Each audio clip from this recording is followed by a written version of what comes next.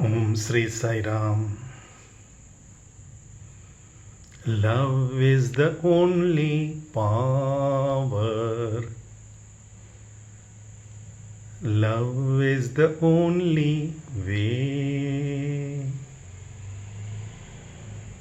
Love sweetens every hour. Love, have a lovely day. Love is the silent flower. Love is the child that plays. Love is the love of Sai. Love fill the world today. Om Sri Sai Ram.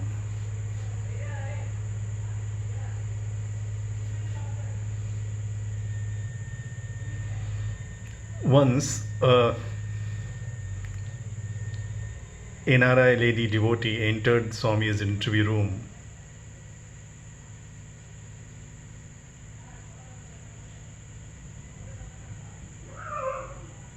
And as soon as she entered, Swami in his typical style, Ayo Ma, what happened to you?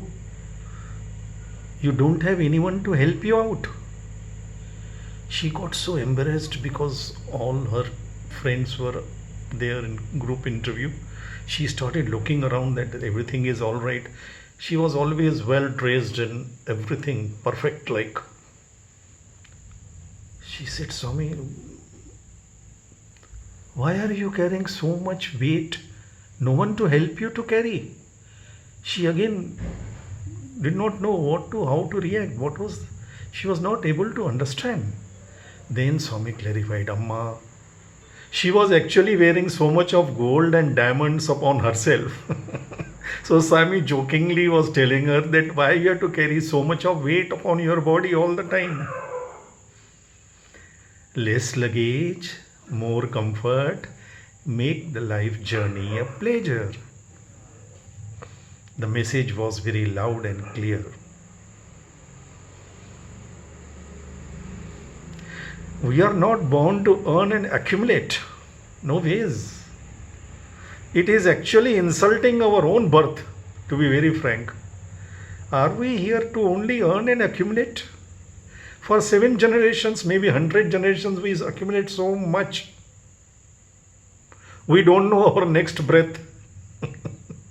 But we keep accumulating. Holding is harmful. Joy is in giving, sharing, caring. When will we experience joy? Earning is not a sin, must earn. Swami wants all of his devotees to be rich and big people. No, because if good people are earning good, they will do good to all. That is the purpose. Earning is very good. Accumulating is actually harming ourselves. Because holding is harmful. We get constipated mentally, emotionally, spiritually. Because we are holding, we are not releasing. Releasing is relaxing. When we release our breath, when we release our washroom, we feel relaxed. Wow. Releasing is relaxing. Holding is harmful. Swami said even to hold a kerchief, you have to strain so many nerves. But to you just leave it, it's done. Earn for good of all.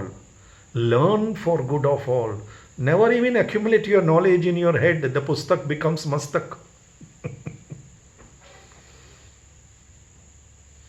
Even the grace should not be kept accumulated.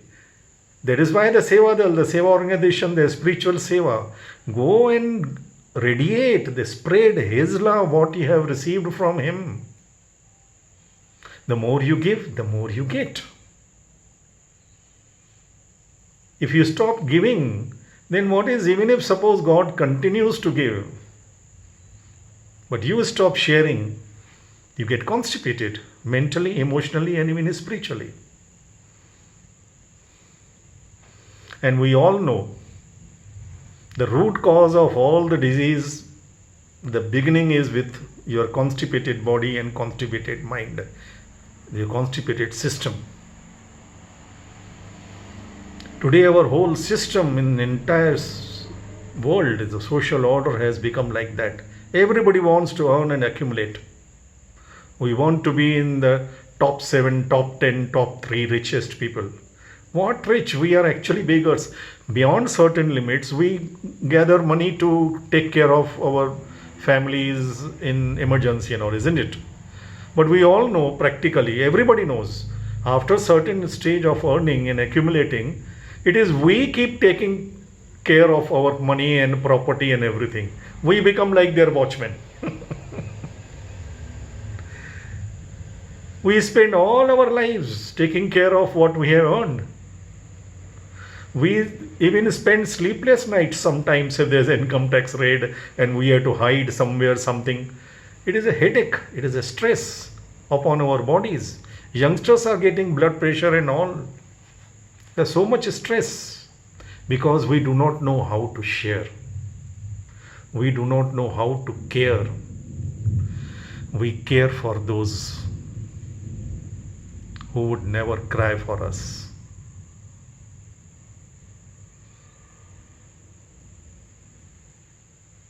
And we keep crying for those who would never care for us. Why not care for Him who will never forsake us?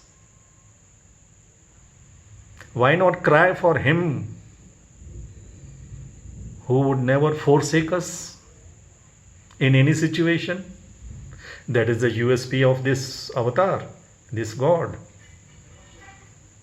Come what may, this God, once you have accepted Him, you loved Him even for one moment, He will never forsake you. You may run away from Him, you may forsake Him, He will not. He has proved it again and again with millions and millions of His devotees all over the world. Shed one tear for me, I will wipe hundreds from your eyes. What assurance!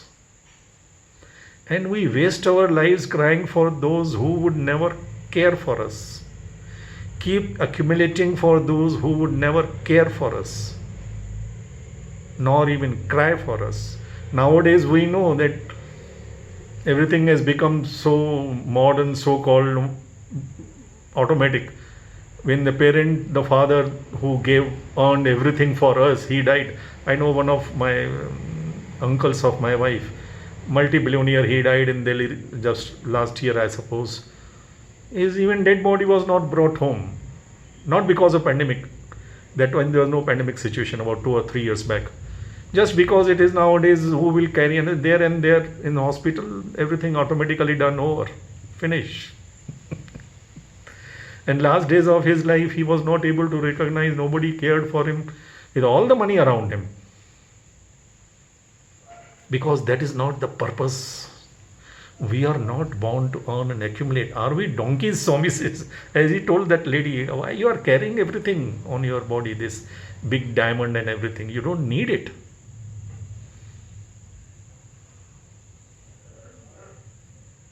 Life is in giving. Joy is in giving, in forgiving. Just let us experiment on. We have been accumulating. Misers are always miserable. Calculating minds can never be joyful mind. They can neither be creative nor compassionate nor even courageous minds. They will always calculate.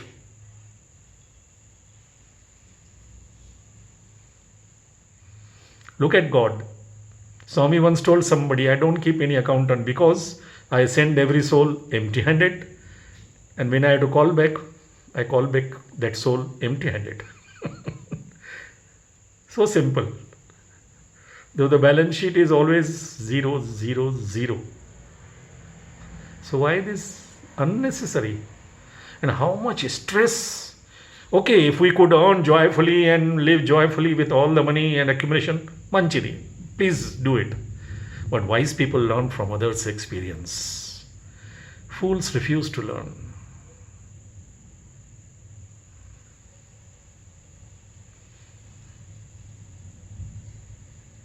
If we share, if we care for others, they are not others actually. Even now science has proved, Tagore has written long back, where there is a movement of a flower on earth, there is a corresponding motion in the star in the sky. Because the entire cosmos is so intrinsically interconnected, it's common consciousness, cosmic consciousness. None of us can be happy if somebody somewhere is unhappy.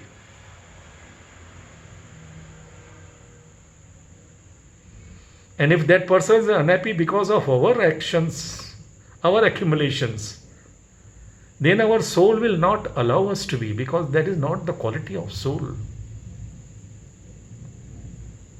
Our minds, the Ravana Buddhi, may get some kick for some time, that I have this much gold, my entire Lanka is made of gold, I am the richest, I am the biggest, I am the most wisest. He had all the powers, all the knowledge that you can imagine of. In entire human history, nobody could have such powers, control over all the 5 elements. But then Valmiki calls him Murkudu.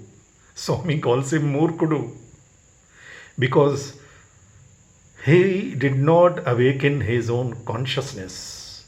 He was not aware of the divinity of Sri Rama and about himself. Though we all know, actually he was such a learned and wise person. He knew even Rama, he knew Mother Sita, he knew his own reality. That is another story. But the role play of Ravana Buddhi was that narrow-mindedness, that frog in the well. Nobody can play games with God, especially not with this God, at least, be sure. People may do anything, say anything, but this God knows what to do, when to do. And that is why he is going to come back and reappear and show his real game. We all will witness it. He is not that God created one university, institution, one trust and one organization and he goes off. That anybody can do. What is the big deal in that? Just wait and watch. He has come to light the lamp of love each and every human heart. Today is our Avatar Declaration Day, 20th October. And he has assured that he will raise the human consciousness, the human mind to the next level of awareness. And he will do it single-handedly. No legacy. People think that now Swami is gone, we are going to do his legacy and all. Nobody can do what he has to do. Even Lord Brahma, Vishnu, Maheshwara together cannot do what he has decided to do single-handedly. But we quote what suits us.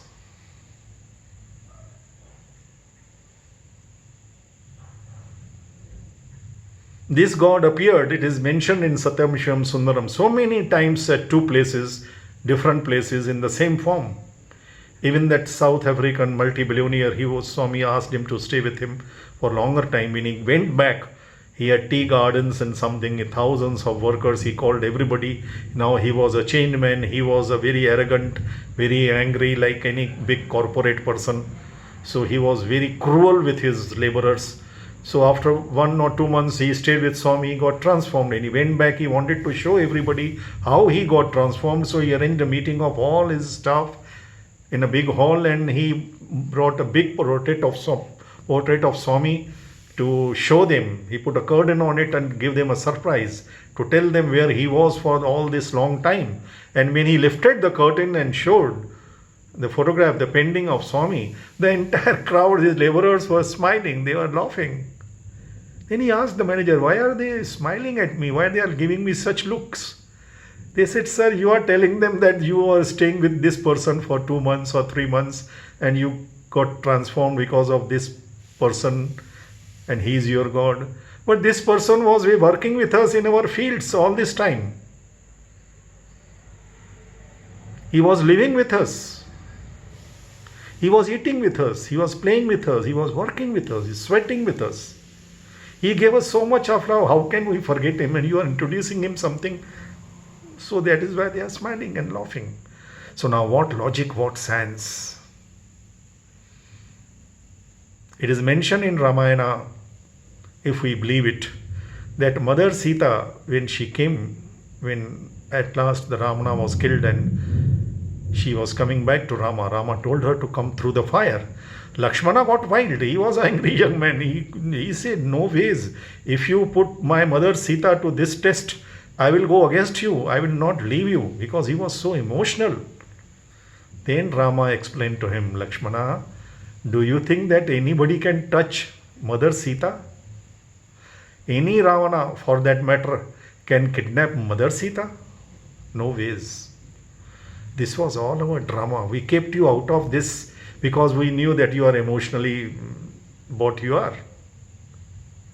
We played the game, and Mother Sita was there in the fire, and the form which Ravana kidnapped was Maya form. It was not real Sita. Real Sita, who can touch? Let us have some common sense. Who can touch this form of eternal, immortal form of Satya Sai? I have seen the light form. Many have experienced. When I used to hug him and he gave me first interview, his entire body merged into my body. And I was not feeling any physical touch, because he was divine. Even the Russian scientists said, it is not that he is revealing his divinity off and on. He is actually hiding his divinity. He is all the power. His rays are emanating from him, which go beyond any range of any instrument of his camera or even his well-trained eyes. His pure divine rays are spreading beyond the campus in Whitefield, and they are penetrating through the black dark forces of the people who come for his darshan. And he is taking and giving them like a wash to their soul with his every darshan. That is why Swami used to say, don't underestimate my darshan.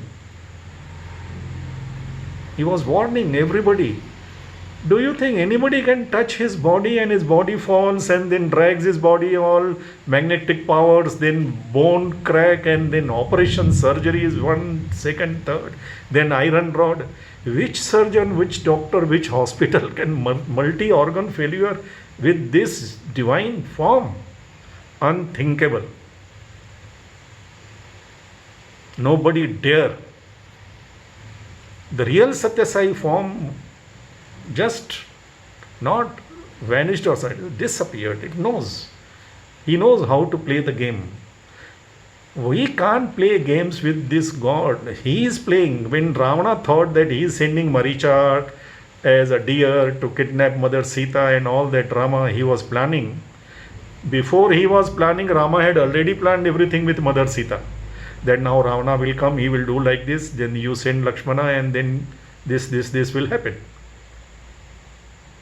He thought that he is playing, but actually God was playing game with him. This God, 5 feet 3 inch God, he has come just to open institutes and hospitals and trust and organizations. No ways.